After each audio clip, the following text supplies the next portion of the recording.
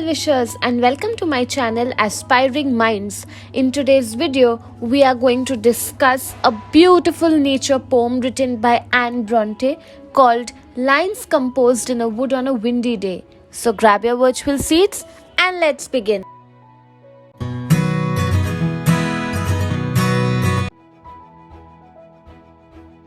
Anne Bronte was an English novelist and a poet who was born in Thornton, West Yorkshire, England.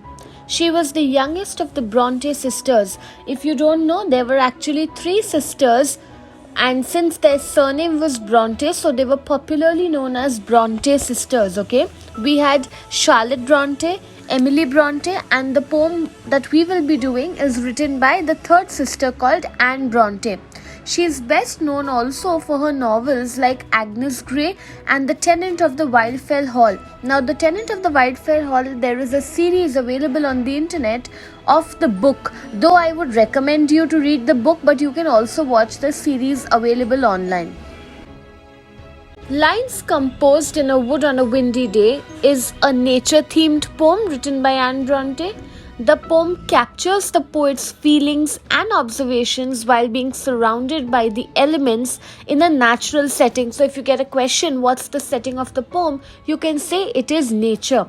The influence of the Romantic movement, which celebrated nature, emotion, and the experience of an individual, can be seen in Bronte's work. The poem reflects on the poet's connection with the natural world and the deep or the profound impact it had on her soul. The poem is divided overall into 3 stanzas, so let us now discuss the line-by-line meaning of each stanza. Stanza 1. My soul is awakened, my spirit is soaring and carried aloft on the winds of the breeze. For above and around me the wild wind is roaring, arousing to rapture the earth and the seas. So in the opening stanza, the poet expresses a heightened sense of awareness, and she's very excited, she's thrilled as she feels the nature all around her. Her soul is awakened, her spirit is as if metaphorically lifted by the wind. Technically, human beings, we cannot fly in the air, we do not have the capacity like the birds, but she is feeling so happy. She is feeling like she's on cloud 9, as if she's soaring, she's flying above in the wind.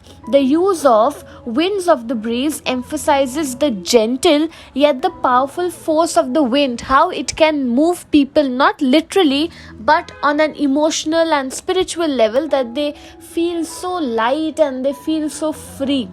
The wild wind, described as roaring, is not only something which is typically seen as a natural phenomenon, but it is also a source of inspiration that brings rapture to both the earth and the seas. Now, technically, we do not like roaring winds because, it alludes to destruction maybe, but here, if you look at it from another point of view, roaring winds are good because it moves people and other elements of nature to action. In this case, the earth, the sea, everything starts moving with one roaring wind, right? So that is what the poet is trying to say, and amidst this setting, the poet is deeply affected by the dynamic and the energetic presence of the wind all around her.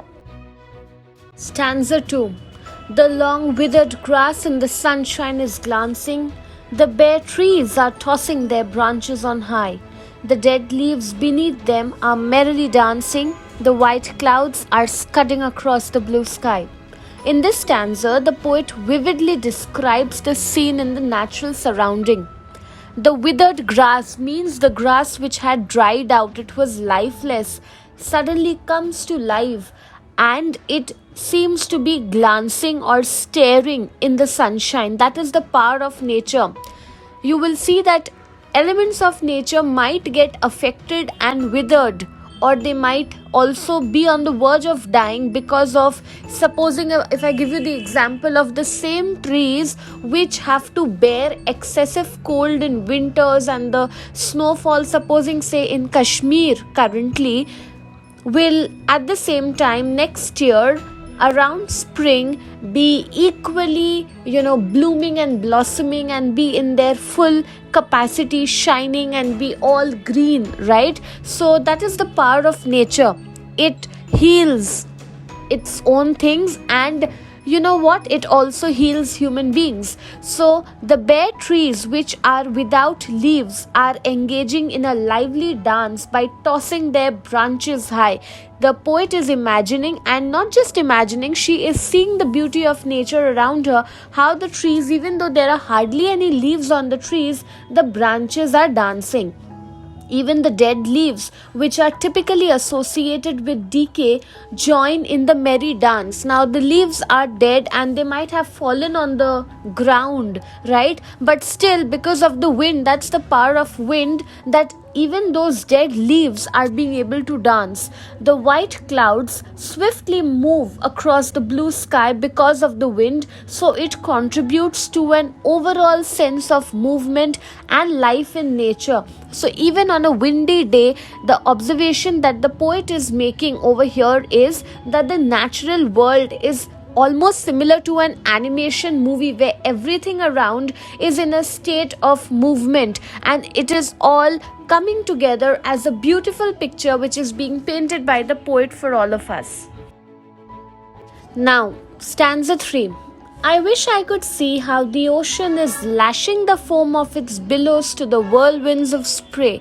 I wish I could see how its proud waves are dashing and hear the wild roar of their thunder today. In the final stanza, the poet expresses a wish, a desire. For what? She wants to witness the power and energy of the ocean. The use of lashing and whirlwinds of spray, these phrases show a sense of the sea's tumultuous nature, or how, when the winds are blowing, how it can affect the calmness of the ocean. It can even move the waters of the ocean to life, and not just to life, it can make it nearly stormy. The waves are described as being proud and they are dashing, suggesting the forceful and the majestic movement of the sea. Just whenever you get time, of course you're watching my video now, but whenever you get time, go and sit in front of a sea. You will see that it is so beautiful to just sit quietly and observe the waves as they dash across the shore.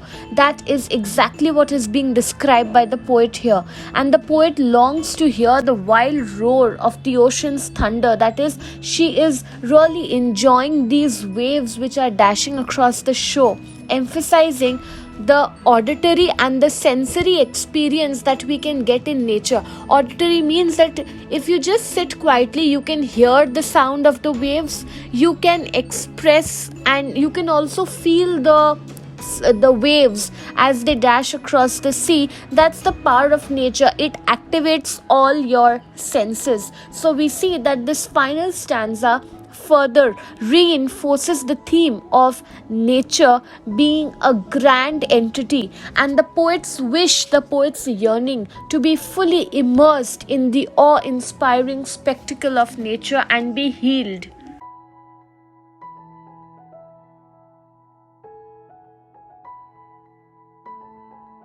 Now, to tell you about the title of the poem, it is a little rare compared to the other nature poems, but the very title, that is Lines Composed in a Wood on a Windy Day, suggests that the poem is a series of reflections or thoughts which have been penned down by the poet while being in a wooded area during a windy day. The title sets the stage for a nature-centric poem that explores the impact of the natural environment on the poet's emotions and spirit. To understand the meaning of the poem, we can discuss the three major themes of the poem. Firstly, the poem explores the poet's deep connection with nature and how the various elements of nature, that is, the wind, sunshine, trees, leaves, and the ocean, transform her spirit and bring about an inner joy. It makes her feel extremely energetic, and that is why, if you stop to think, whenever we have vacations, why do we choose to go to the mountains or to the beaches? Because there is nature in its full capacity over there. When we spend time amidst nature, it restores the lost energy in us. Secondly, Anne Bronte in this poem emphasizes the emotional and the sensory impact of nature, how all her senses get activated, because the poet not only sees but she also feels and desires to hear the sounds of the natural world, which highlights how, when human beings spend time amidst nature, it activates a multi sensory experience for them. And thirdly, the poem shows that it has an influence of the romantic literary movement in it, because the poem celebrates the individual experience of the poet here. It highlights what emotion she was feeling and how she was really impressed by the beauty of nature. So Anne Bronte, like other romantic poets, finds inspiration and a sense of peace or solace when she spends time in the natural world, and this is what exactly was romantic movement for you in a nutshell.